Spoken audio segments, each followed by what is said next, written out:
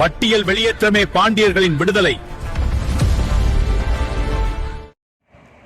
வணக்கம். நான் தூத்துக்குடி மாவட்டம் திருச்செந்தூர்பட்டி செல்லப்பா பேசுகிறேன். எங்களுடைய தொழில் ஏறும் போதும் எங்களுடைய குலத்தொழில். நாங்கள் விவசாயம் பண்ணக்கூடியவங்க.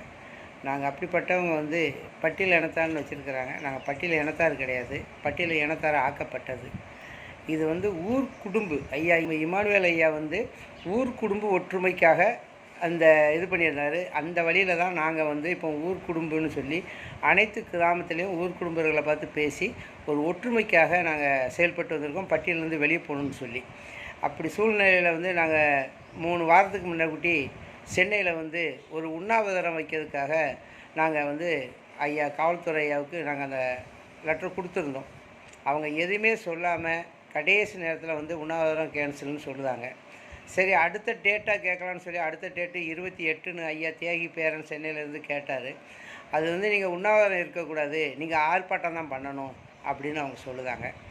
ஆர்ப்பாட்டம் பண்ணது பிரச்சனை கிடையாது. நான் ஆர்ப்பாட்டம் பண்ணால் அப்படியே கூட்டிகிட்டு போய் கல்யாண மண்டபத்தில் கொண்டு உட்கார வச்சுருவாங்க. நம்மளுடைய கோரிக்கையை பற்றி எதுவுமே பேச முடியாது. அப்போ இது என்னென்னா, காவல்துறை சொல்கிறதுக்கு நம்ம குத்தம் கிடையாது. அரசியல்வாதி தேவேந்திரகுல மக்கள் சென்னையிலேருந்து இந்த உண்ணாவிரதம் போராட்டம் ஒரு நாள், நாங்களும் 2 நாள் கேட்கல, ஒரு நாள் தான் நாங்கள் கேட்டிருந்தோம். ஐயா தியாகி பேரர் ரமேஷ் தேவேந்திரன், ஐயா ஊர் குடும்ப தலைவர் ஐயா நாஞ்சே ரவி தேவேந்திரன், ராமநாடை சேர்ந்தவர் பொருளாளர் ஐயா, அதில் உள்ள நிர்வாகிகள் எல்லாம் சேர்ந்து தான் சென்னையில் நம்ம உண்ணாவிரதம் வைக்கணும்னு சொல்லி நம்ம பண்ணியிருந்தோம். நாங்கள் 2 பஸ்ஸுக்கு அட்வான்ஸு 25,000 கொடுத்துருந்தோம். இப்போ அதுவும் கேன்சல். வெள்ளிக்கிழமை 20ஆம் தேதி இந்த ஆர்ப்பாட்டம், அந்த இது உண்ணாவிரதம் இருந்தது. அனைத்து ஊர் குடும்பர்களும் திரண்டு நாங்கள் அங்கே போய் அந்த பட்டியலேருந்து வெளியே போகணுன்னு சொல்லி தான் நாங்கள் அதை ஏற்பாடு பண்ணியிருந்தோம். அதில் அவ்வளோ வேறு செல் நம்பருமே நாங்கள் கொடுத்துருந்தோம். நாங்கள் இதுக்கு உண்ணாவிரதம் கொடுக்க முடியாது அப்படின்னு சொல்லி எங்களுக்கு ஃபோனில் பேசியிருக்கலாம். அங்கேருந்து போனதுலேருந்து சென்னையிலேருந்து என்கிட்ட கூட பேசினாங்க. நான் அதில் செயலாளராக இருக்கிறேன் ஊர் குடும்பில். அப்போ என்கிட்ட கூட கேட்டாங்க, என் அட்ரஸ் எல்லாம் கேட்டாங்க. நான் அட்ரஸ் எல்லாம் கொடுத்தேன். அதேமாதிரி தலைவர்கிட்ட கேட்டிருக்காங்க. திருநாவுக்கரசு ராமநாட்டை சேர்ந்த திருநாவுக்கரசு ஐயா அவர்கிட்டையும் கேட்டிருக்காங்க. அதில் இருக்க பொறுப்பாளர்கிட்ட பிள்ளைமே அட்ரஸ் எல்லாம் கேட்டிருக்காங்க. நாங்கள் ஆர்ப்பாட்டமோ பசுமதியிலோ எதுவுமே நாங்கள் பண்ணதில்லை. ஒரு நாள் உண்ணாவிரதம் சென்னையில் வைக்கணும்னு சொல்லியிருக்கோம்.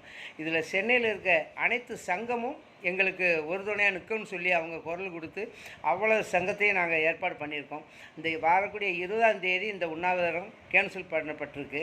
2வது சரி அடுத்த டேட்டாக கேட்கணும்னு சொல்லி 28 கொடுத்தாங்க. 28ல் என்ன சொல்லியிருக்காங்கன்னா, அதுக்குள்ளே தேர்தல் அறிவிச்சிருவாங்க.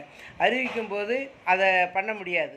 அப்போ நீங்கள் ஆர்ப்பாட்டம் பண்ணுங்கங்க. ஆர்ப்பாட்டம் பண்ணுங்கும்போது எங்களுக்கு அதுக்கு முன்னக்கூட்டி 4 நாளைக்கு முன்னக்கூட்டி எங்களுக்கு அந்த ஆர்டர் காப்பியை கொடுங்கன்னு கேட்டால் நாங்கள் அதுக்கு நாள் நைட்டில் தான் தருவோங்கிறாங்க. அப்போ எங்களுடைய மக்களை நாங்கள் எப்படி ஒற்றுமைப்படுத்தி நாங்கள் சென்னைக்கு நாங்கள் கூட்டு வர முடியும்? இதை கொஞ்சம் நல்லா சிந்திச்சு பாருங்கள். இது வரக்கூடிய தேர்தலில் நம்ம தேவேந்திர மக்கள் ஊர் குடும்பங்களுடைய ஒருங்கிணைப்பு 38 மாவட்டத்தில் இருக்க ஊர் குடும்பங்களும் சிந்தித்து செயல்பட்டு இந்த தேர்தல் எப்படி இருக்குன்னு சொல்லி அவங்களுக்கு நம்ம கற்றுக் கொடுக்கணும். ஏன்னா இன்றைக்கி ஒரு உதாரணம் சொல்லுதோம். இதே ராமநாடு துப்பாக்கி சூடை எடுத்துக்கிட்டாலும் சரி, அன்னைக்கும் நம்ம மாற்றி அமைச்சோம் தேவேந்திரகுல மக்கள். அதே நம்ம கொடியங்குளம் பிரச்சனையில் இதே சம்பவம் நடக்கும்போது அந்த ஆட்சி அப்படியே தலைகீழாக மாற்றி விட்டோம். அதே மாதிரி தாம்பரவர்ணி ஆற்றுல பாஞ்சோலை தொழிலாளிகள் 17 பேரை கொன்னதும் அப்பவும் ஆட்சி நம்ம மாற்றணும். அந்த பவர் நம்மகிட்ட இருக்கிறது. அவ்வளோ ஓட்டு உரிமை நம்ம நிரூபிக்கக்கூடிய கண்டிஷனில் இருக்கிறோம்.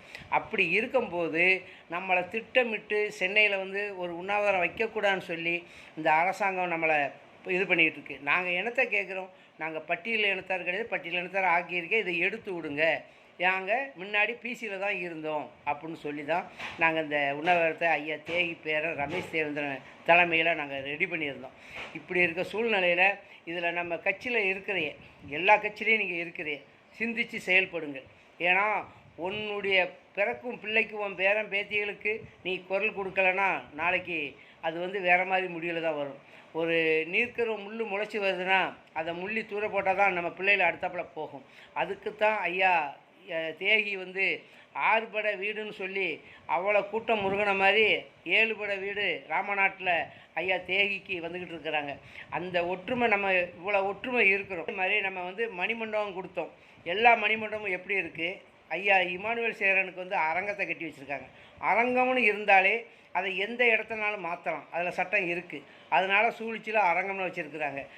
ஐயா சிலையை வந்து தனியாக வச்சுருக்குறாங்க. அதை உள்ளே வந்து ஐயா சுந்தரலிங்க சிலை எப்படி இருக்குது, ஐயா ஒண்டி வீரன் சிலை எப்படி இருக்குது, ஐயா காஞ்சி சிலை எப்படி இருக்குது, காமராஜர் இப்படி உள்ளே வச்சு ஒரு லைப்ரரி அவர் வரலாறை எடுத்து சொல்கிறதுக்கு தான் அந்த மணிமண்டபம் இருக்குது கொடுத்து கட்டியிருக்கிறத பார்த்தேன்னா அது ஏன் கேட்குறே. சொல்லப்போனால் அந்த நேரத்தில் வந்து கிராமப்புறத்தில் ரைஸ் மில்லுக்கு எப்படி இருக்குமோ அந்த மாதிரி கட்டி வச்சுருக்காங்க. ஏன்னா ரைஸ் மில்லுக்கு மேலே இந்த சிமெண்ட் சீட்டை போட்டு தான் கட்டியிருப்பாங்க. அந்த மாதிரி ஐயா தேகியை இது பண்ணியிருக்காங்க. நம்ம ஓட்டு மட்டும் தேவை. நம்மளுடைய கோரிக்கையை கண்டிப்பாக எல்லா கட்சியுமே புறக்கணிக்கும். அனைத்து கட்சியிலையுமே ஒரே சமுதாயம் மட்டும்தான் அதில் முக்கியமான பொறுப்பில் இருக்குது. அப்போ மற்ற எத்தனை சமுதாயம் இருக்குது அவங்களுக்கு அந்த பொறுப்பே கிடையாது. இதுதான் நம்மளுடைய ஒற்றுமையை கொண்டு வரணும். இந்த பதிவு ஊர் குடும்ப பதிவு நாங்கள் போடுவேன். இதில் வந்து ஐயா செல்வம் ஜெயக்குமார் மதுரையிலேருந்து ஒரு ஐயா வந்து லாயர் வந்து நாங்கள் பட்டியலில் ரொம்ப பின்தங்கி இருக்கிறோம்னு சொல்லி அவருக்கு செல்வகுமார் நினைக்கிறேன். செல்வகுமார் ஐயா மதுரையிலேருந்து ஒரு கோர்ட்டில் ஒரு தாக்கல் ஒன்று பண்ணியிருந்தார் மனு. அதை வந்து நாங்கள் பின்தங்கி இருக்கிறோம், அதனால் எங்களுக்கு பட்டியலேருந்து வெளியே போகக்கூடாதுன்னு சொல்லி ஒரு மனு பண்ணியிருந்தார். அவரே வாய்னால் வந்து சொல்லி எப்படி பதிவு போட்டிருந்தாருன்னா, நான் வந்து எல்லாத்துக்குமே மனு கொடுக்குறேன் மதுரை ஹைகோர்ட்டில் போட்டு அப்படின்னு சொல்லி இது பண்ணியிருந்தார். அப்படி இருக்க சூழ்நிலையில் வந்து இப்போ அவருக்கு நல்லாவே தெரியும் இப்போ வந்து என்ன நடந்திருக்குன்னா, நம்மளுடைய பணம் 15 கோடி வந்ததை 5 கோடி செலவுக்கு இது பண்ணிவிட்டு மறுபடி 10 கோடி ரூபாயை ரிட்டர்ன் அனுப்புனது வரலாறு இருக்குது. அதுக்கு ஒரு பொதுநல வழக்கு போட்டிருக்கலாம், ஏன்னா என் சமுதாயம் பின்தங்கி இருக்குதுன்னு சொல்லி. ரெண்டாவது, இப்போது மகளிர் திட்டம்னா 5000 ரூபா கொடுக்குறாங்க. இது எந்த பணத்தை எடுத்து கொடுக்காங்கன்னா நம்ம பணத்தை எடுத்து தான் கொடுக்குறாங்க. அது வாட்ஸ்அப்பு ஃபேஸ்புக்கு எல்லாம் போய்கிட்டுருக்கு. இதுலேயும் ஐயா வந்து செல்வகுமார் ஐயா வந்து அவங்களுக்கு ஒரு கண்டனம், கண்டிப்பாக இது நீங்கள் கோர்ட்டில் தாக்கல் பண்ணீங்கன்னா நாங்கள் தூத்துக்குடி மாவட்டம் திருநெல்வேலி மாவட்டம் உங்களுக்காக நாங்கள் வால்போடு அடித்து ஒட்டுதோம். ஏன்னா நீங்கள் உங்கள் திறமைக்கு நாங்கள் பாராட்டுதோம். நம்ம பட்டியலில் தான் சொல்லுதில் பின்தங்கி தான் இருக்குன்னு சொல்லி நம்ம பணத்தை போல் இப்படி எடுத்து செலவழித்தா அப்போ நீங்கள் அதுக்கு சொல்ல மாட்டீங்களா? அப்போ நீங்களும் அவங்களுக்குடைய ஒரு கைக்கூலியாக இருக்குதுன்னு தான் நாங்கள் நினைக்க வேண்டியிருக்கு. அதனால் சிந்தித்து செயல்பட்டு நம்ம மக்கள் வந்து இந்த கோர்ட்டில் போட்டிருக்க கேஸை வாபஸ் பண்ணுங்கள். இது வந்து நல்ல அப்படின்னாலும் நீங்கள் ஒரு ஆள் தான் போட்டிருக்கேன். 2 கோடி மக்கள் இருக்கும்போது நீங்கள் ஒரு ஆள் போட்டதுனால நாங்கள் அவ்வளோ பேரும் கொந்தளிச்சா நீங்கள் அந்த மனு எப்படியே போயிடும். ஏற்கனவே ஒருத்தன் வந்து தேனிக்காரன் வந்து பட்டியலில் தான் இருக்குன்னு சொல்லி ஒருத்தன் மனு ஹைகோர்ட்டில் போட்டிருந்தாரு. ஒரு லாயர் மேலே அவ்வளவு நாங்கள் ஃபோன் பண்ணி அவர் அந்த கேஸே வேண்டாம் நான் இதை வாபஸ் பண்ணதுன்னு சொன்னார். அதே மதுரை கோர்ட்டில் தான். அதனால் நீ நல்ல ஒரு ஜெயக்குமார் ஐயா, நீங்கள் இது ஒரு வக்கீல் படிச்சிருக்கீங்க, நம்ம மக்களுக்கு ஒரு வழிகாட்டியாக நீங்கள் இருக்கணும். நீங்கள் வந்து நம்ம பணத்தை எடுத்து இவன் வந்து பொது சேவையில் பண்ணியிருக்காமனா அப்போ இவருடைய திட்டங்கள் எப்படி இருக்குது அதுக்கு நீங்கள் உறுதுணையாக இருந்து அது பண்ணுதே. நீங்கள் இவரை எதிர்த்து நீங்கள் இப்போ கண்டிப்பாக மு.க. ஸ்டாலின் ஐயாவுக்கு வந்து என்னுடைய பணம் என் மக்கள் பின்தங்கி இருக்க மக்கள் பணத்தை நீ எப்படி எடுத்து 5000 ரூபா கொடுக்கலாம் அப்படின்னு சொல்லி அவர் மேலே நீங்கள் ஒரு மதுரை ஹைகோர்ட்டில் நீங்கள் ஒரு மனு போடுங்க. அப்போது நீங்கள் மனு போட்டுட்டுன்னு தெரிஞ்சிச்சுன்னா நான் உங்களுக்கு கண்டிப்பாக நாங்கள் வால் போட்டு அடித்து ஒட்டுதோம். இதே சல்லிக்கட்டில் நீர் தான் வாயினால் சொன்னேன் பேர் சொல்லக்கூடாதுன்னு சொல்லி. நம்ம அப்பா அம்மா சொன்ன மாதிரி நம்ம மாடு வளர்க்குறோம், அது தேவேந்திர குல மாடு குடும்ப மாடுன்னு சொல்லுவாங்க. அதையும் சொல்லக்கூடாதுன்னு நீர் தான் மனு போட்டோன்னு ஒவ்வொரு வாயினால் தான் சொன்னார். இந்த மக்கள் வந்து என்ன மீண்டும் பின்தங்கி தான் இருக்கணுமா? வரலாறை எடுத்து பாருங்கள், நாங்கள் எல்லா வரலாறும் இருக்கோம். நம்ம பட்டியலில் இனத்தாரே கிடையாது, இவங்க ஆக்கப்பட்டிருக்காங்க. இதை வன்மையாக கண்டிக்கிறோம். ஐயா இந்த வெள்ளிக்கிழமை இருந்த உண்ணாவிரதம் கேன்சல் ஐயா. நாங்கள் விரைவில் ஏதாவது ஒரு மாவட்டத்தில் பெரிய ஒரு உண்ணாவிரதத்தை நாங்கள் ஏற்பாடு பண்ணுவோம். அனைத்து மக்களும் கொஞ்சம் கவனித்து பார்த்து இதை கண்டிப்பாக சிந்தித்து இந்த மக்கள் அரசியல்வாதி நம்ம வந்து எந்த அரசியலும் வர்ற எல்லா அரசியலும் நம்மளை வந்து காலுக்குள்ளே போட்டு மிதித்து வைக்கணும்னு தான் நினைக்கிறாங்க.